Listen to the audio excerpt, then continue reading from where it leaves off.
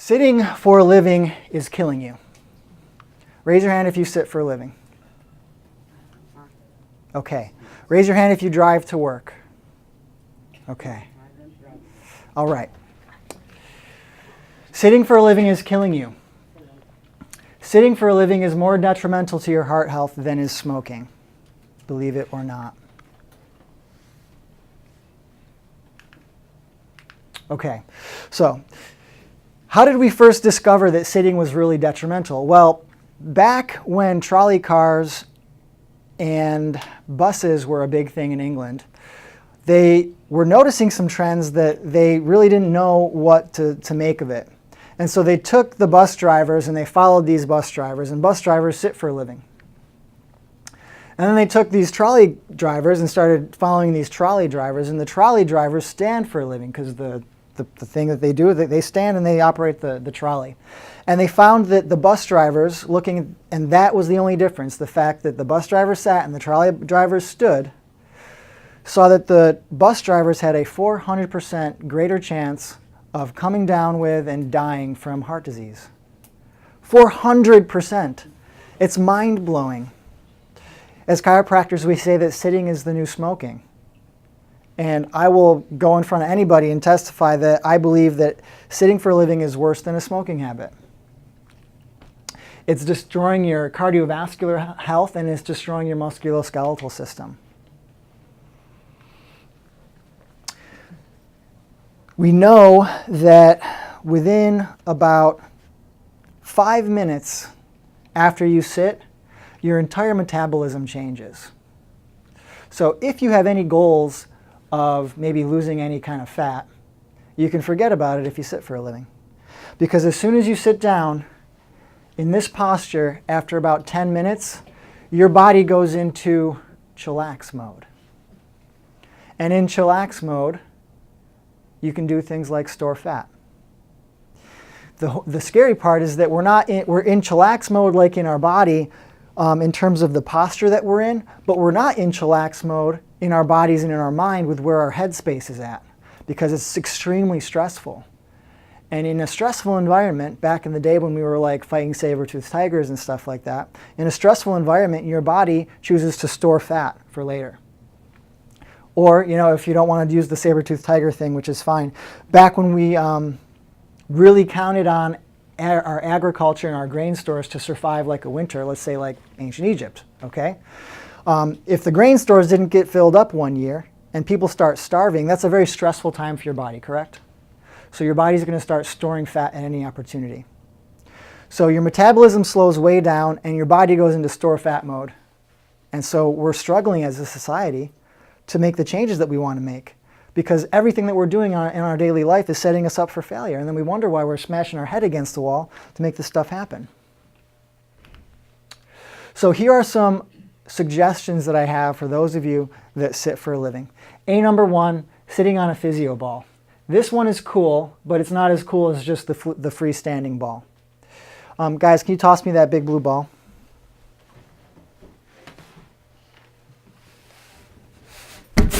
Thank you. So sitting on the physio ball is great because when I'm sitting on this physio ball, there's no back to it. My core is engaged the whole time. I'm holding myself up. So I'm using way more muscles than I would be using in a chair. The other thing you can do in a physio ball that you can't do in a chair is you can move around. You can bounce. You can get that pelvis to start loosening up and move a little bit. You can do stuff. Okay? So sitting on a physio ball is a great substitute for a chair.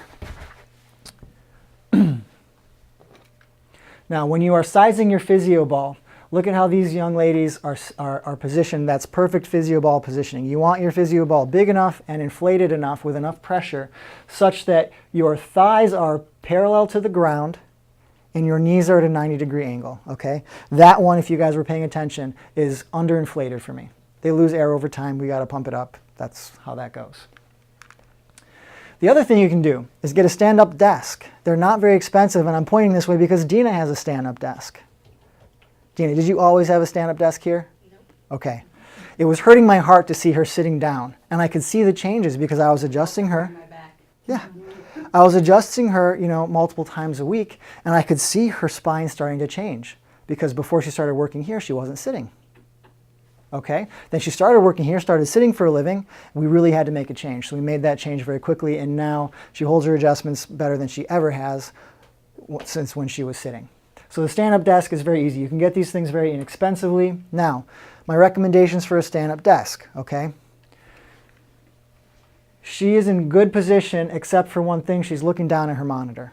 Okay, so you want to be in this position such that her arms are parallel with her body and her forearms are parallel with the ground with a 90-degree elbow at the wrists, or at the elbows, and her wrists are neutral. The only thing is she needs this monitor up another probably 6 inches so that she can look straight at it. You can see this drawing. This lady is standing and looking straight at her monitor, although this could probably be higher too because she's not looking straight at her monitor. She's going to be looking down. So this helps a lot, having a stand-up desk, because even in just the change, guys, just the change between sitting for those hours and standing is going to help your heart health. And it's going to help your musculoskeletal system. It's going to help engage your core. A walking desk, these things exist. They probably have them at Google. They've got little treadmills. I think it'd be really cool if the treadmill could then power the computer. Yeah, right? Right, or what if you could go to the gym and that they paid you for your gym membership because it was hooked up to like alternators and you could generate power? Wouldn't that be sweet? Like instead of being like, yeah, I did 30 clean and jerks, you'd be like, I generated 16 kilowatts of power. Like, that's awesome. We're all hamsters on it. Yeah. Okay, so workstation ergonomics. This is if you are forced to sit, okay? First and foremost, you can see that her thighs are parallel with the ground. She's got more than a 90-degree angle at the knees, which is good. She's got a little thing like a footrest to chill on to keep her ankles in good position. Okay, she's sitting straight up. Her elbows are at 90 degrees. Her shoulders and her upper arm are at the side of her body, and she's looking straight at the monitor. Okay, I would not recommend you sit back in your chair. That just invites you to slouch. When I sit in a chair and when I give recommendations on how to sit, I always invite people to sit at the very edge of their chair. So you got these little bones here, the sit bones, and you can position those right at the edge of your chair. And so from here, my core is engaged. Just like it is on the physio ball, the difference is that this thing doesn't bounce and it doesn't move around, but I still have to hold myself up. The next part of this equation is you want to keep your lower core engaged. You also want to keep your upper core engaged, okay? Keeping your chest up in the air. I always try to imagine that there's a balloon pulling my chest straight up into the air so it keeps my head where it needs to be. You want your monitor at eye level so that you're either looking straight at it or slightly up. And because we spend so much of the rest of our day looking down, whether it's at a speedometer or at kids or at a phone, right? Nobody ever texts like this, right? We all text like this, right? No? Okay. Well, you spend a lot of your time looking down, so put your monitor a little bit higher so that you have to look slightly up at it, you know? I'm not tall enough to look right at this, and I did that on purpose. I spend a lot of my hours looking down at my adjusting table and my patients, so I give myself the break of looking up when I have the opportunity. You know, I'll see people at the climbing gym that I go to, and oftentimes they're like, man, this can't be good for your neck. And I'm like, actually, you know, the couple hours you spend here looking up at your climber, you know, so you can belay him properly is probably a good reversal of what you do the rest of the day. And they're like, oh, I never thought of it that way. And I'm like, yeah, it's probably uncomfortable because your neck is so used to being in the wrong position. So moving up from there, okay, you're sitting at the edge of your seat, core engaged. You've got the balloon pulling your chest up in the air. Your shoulders need to be engaged. You can't just hang your shoulders on your neck because your neck is not designed to hold a load. Your neck is designed, these muscles are designed for navigation, okay? They're not designed to carry loads, so get your arms up off your neck and engage your shoulders. So I bring my shoulders up, back, and then let them settle into a little bit of relaxation, and that's where they hang out. Your arms need to be at your side, elbows at 90 degrees, with a keyboard situation such that you're not doing this. If you're working on a laptop, just stop. Get a secondary keyboard. You have no idea how many people have like jobs. They're there all day working on a little laptop. It blows my mind. You can't do it, guys. So get a secondary keyboard. You just plug it right into the USB port. You're fine. I also recommend that your mouse is one of those rolly ball mouses. It's a lot easier on your wrist. So you're using your fingers to move the mouse, you pop the button with your thumb, and it's a lot easier if you want to look at one of those before you leave today. The team uses rolly ball mouses. And then the monitor at eye level or above. Those are my workstation ergonomic pointers. And if you guys have a workplace that needs me to come in there and give a talk to enlighten some souls, you let me know. I do talks all over Hampton Roads, and I would love to come out. Okay, now we're going to go over some fun exercises. These are exercises that even if you work in a cubicle, you can do these. Okay, the first thing we're going to do are foot and calf exercises, all right? So everybody, we're going to get into that really good position of being up on the edge of your seat, okay? You're going to engage the core. These are going to be fun. Just wait till we get to the squats. We're going to look hilarious. And all you're going to do from here, guys, is push off the floor with your heel, off of your toes, and just lift your heels into the air, okay? And you don't really have to do this a ton. You can even pedal it. Or what you can do too is go off of your heel and then off of your toe, off of your heel and off your toe, and then pedal that back and forth. And just get your lower feet and legs moving. You know, a lot of knee and a lot of ankle injuries that we see is just because the foot is detoned.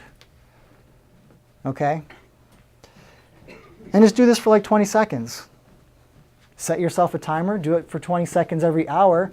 Imagine how many more muscle contractions you're going to get in these really important lower leg muscles. You know, the other cool thing is that you may not know this, but your heart pumps blood, right? This is the only area that physically pumps blood as per designed.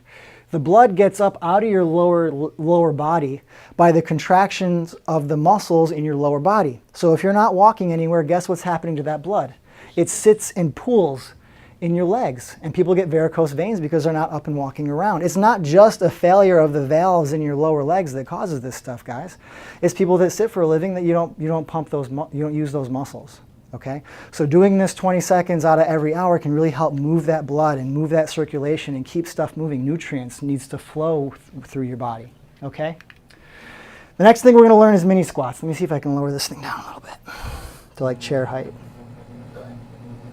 That's about chair height, right? Okay, so mini squats are really easy, okay? You're going to be using the front of your chair as like a guide, all right? And all you're going to really do is come up off of your chair, lift about 6 inches off the chair, and then go back down. Don't sit, don't put weight back onto your butt, but you're just going to do this little mini squat.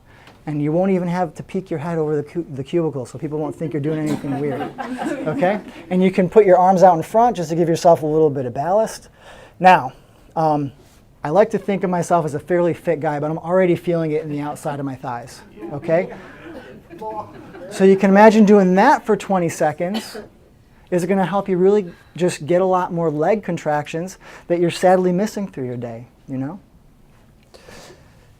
It also gets your butt up out of the chair, which is really, really important for circulation. So Kegels and pelvic floor exercises. Kegels are not just for girls. They are for guys. The benefits of Kegel exercises are almost innumerable. But my two big ones that I keep in my head, and this might be TMI for you guys, but I don't care because I like to get real. Okay? I want to be a man to my wife until we're dead. She is smoking hot. You guys should see her. And I want to be a man to her until we're dust in the ground. This is going to help me do that. The other thing is I don't want to have her or my kids try and change my diapers. Yeah, I would hate that too. Like I walk through the Depends aisle and it's like, I don't want that for myself. Now there are extenuating circumstances, you know, life is not under our control. But if a detoned pelvic floor is the cause of incontinence, it's the cause of your incontinence, you got to know that that was preventable. So what Kegels are, and the way to learn how to do a Kegel is if you are in the middle of urinating, to close off that stream. Now that's not when you do the exercises. That can cause some problems, but that's a way to teach yourself how to do it. And there are two different ways to do it. You can do quick contractions, like a full contraction and then a release, and then a full contraction and then a release, and then a full contraction and then a release. I just did 3 right there. You can do them that way, and I would recommend you work up to like 60 a day. The other thing you can do is a contract and hold for an 8 count, and a contract and hold, and do that 8 times. So you can do the contract and hold, or you can mix them up. So like when you get to 10, you do an 8 count hold, and then you go all through your 60. Okay? So, Kegels. I'm sure we're all doing them. Oh yeah, you got to be doing it. You got to be doing it. Oh, no, you're not. Nobody has ever taught that better. Okay, now core strength. There's a couple of different ways core strength can really be built, but we got to start at a crawl because a lot of us, our core is so deconditioned that we can't even do a 2-minute front plank and 1 minute on each side. Okay, if we were to time warp back to like 1924, anybody that we talked to probably would have had no problem whatsoever doing that kind of work because cars weren't a big thing back then. People didn't have them. If you saw one, you were like grabbing your buddy out of the house like, look at the car! Whoa! You know, they didn't even have streamlined anything back then. Streamlining came about in the 30s. Crazy, huh? So back in those days when people moved around and stuff and didn't sit in cars all the time and didn't sit for a living for the most part, they could do planks no problem. It would be a joke. But for us, we need to work at that to get to that base level. So I always recommend we do planks, okay? Now, if you can't do a full plank, you know, you can always use your desk as a planking surface to do like a half plank, you know, right here. Now, this is not the class to go into the minutia of how to do a plank the right way, but I'm always, if you guys are patients and you think you're ready for planks, you want to get it started, come grab me, I'll let you know. I'll probably tell you you're not ready quite yet, because if you are, I would have given them you already. But for those of you guys who are guests, there's a ton of information, YouTube videos out there how to do it the right way. Just do it the right way. The bare minimum goal is a 2-minute front plank and 1 minute on each side. And the side planks are really important too, and you can do those on your desk as well. The side planks are extremely important. Your core is this barrel of muscle here around your midsection. It keeps your low back in place as you're moving around. We struggle holding adjustments because we've got really weak muscles that don't hold us up the right way. Neck exercises. So what are we looking at next? Okay. All right. We are going to learn one stretch that's going to really help you out. And we're going to learn one, I'm going to call it an exercise, but it's kind of like a stretch too. So let's start with the exercise type stretch. All right. We're going to call these neck extensions. All right, we spend a lot of time doing this. We need to reverse that. And actually it straightens out the curvature of our neck in a very detrimental to our health kind of a way. So the first thing we're going to do is take 2 fingers like this. You're going to put them at the base of your skull. Keep your fingers rigid and bend the top of your neck up over your fingers. And just hold that for like a 10 count. All right, pretty good, right? Come back to neutral. Now you're going to lower your fingers to the middle of your neck. You're going to do it again. Bend the middle of your neck right over your fingers for like a 10 count. And then come back up. And now we're going to move it down to the base of our neck. And bend the lower part of your neck over your fingers for like a 10 count. And that can help reverse some of the damage that you're doing all day. And the next thing we're going to learn is called the beautiful butterfly stretch. It's called the beautiful butterfly stretch because I teach it to little kids to help them out. But it's so effective that I started doing it myself, and now I prescribe it to a ton of people. So what you're going to do is interlace your fingers like this. Okay, you're going to put your hand behind the back of your head, kind of like at the base of your skull here. And then what you're going to do is you're going to push into your hands. Arch your upper back. I'm going to untuck my shirt while I'm doing it. And now when your back is arched as much as it can go and your neck is pulling into your hands as much as you can do without hurting yourself, then you're going to start to open up your elbows, spread apart your elbows. Now you should be feeling this in the very upper part of your back, right? Now how easy is it to stand up straight after that? After those muscles that have not contracted that way in so long actually get a little bit of exercise, get a little bit of love and juice. It's easier to hold yourself up straight. So that's the beautiful butterfly stretch.